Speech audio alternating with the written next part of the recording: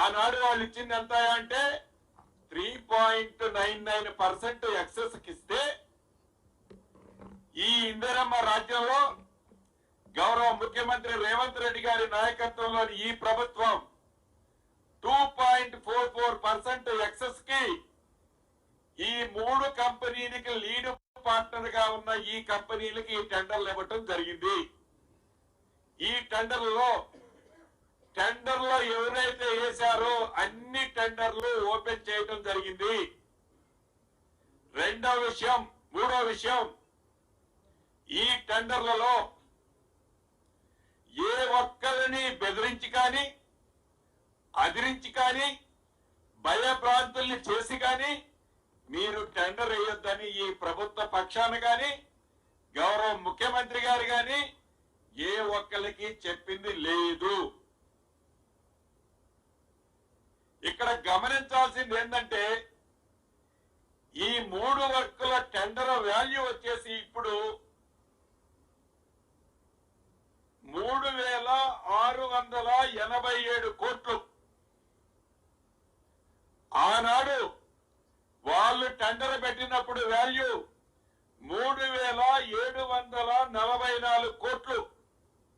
అంటే ఆనాటి ప్రభుత్వం టెండర్ పెడితే దాన్ని మళ్ళీ రీటెండర్ చేస్తే వచ్చిన విలువ ఎంత అంటే 54 కోట్ల చిల్లర తగ్గిందే తప్ప ₹1 కూడా ఎక్కువ అంటే గతంలో పిలిచిన టెండర్ల కంటే ఎక్కువ కాలేదు అనేది వారు గ్రహించకపోవటం చాలా బాధాకరమైన అనిపిస్తుంది.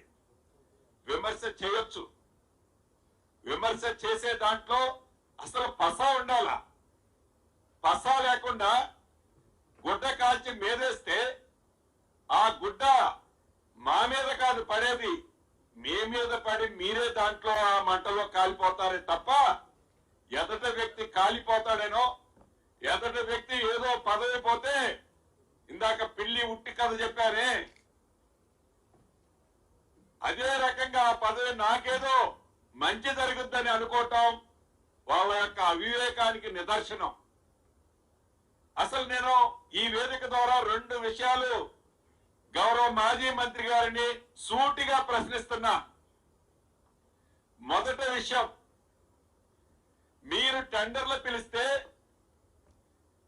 మీరు 3.99% అంటే 4% మీరు ఎక్సెస్ కి శాంక్షన్ చేస్తే దాన్ని కాదని 2.44% కి ఇస్తే మీకు వచ్చిన కడుపు నొప్పి ఏమిటి? అసలు మీరు ఏదైతే అభియోగం చేస్తున్నారో మరొక్కసారి ఛాలెంజ్ చేస్తున్నా,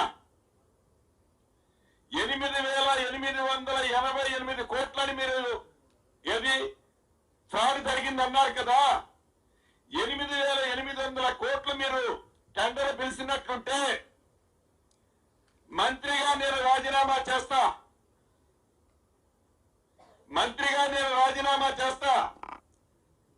పిలవకుండా పిలిచిన టెండర్ వాల్యూ 3,516 కోట్లు 17 కోట్లు అయితే మీ శాసనసభ్యులందరినీ రాజీనామా చేయమనట్లా మీరు రాజీనామా చేయండి.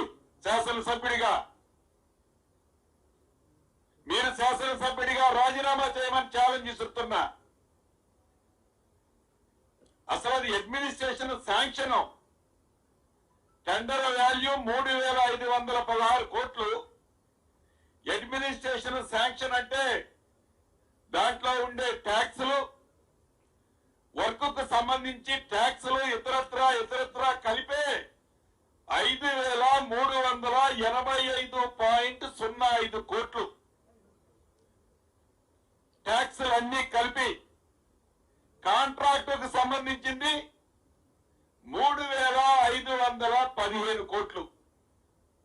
మీరు 8,888 కోట్ల ఫిగర్ ఎక్కడి నుంచి వచ్చిందని ఈ వేదిక ద్వారా ఆ మాజీ మంత్రి గారిని ప్రశ్నిస్తున్నా.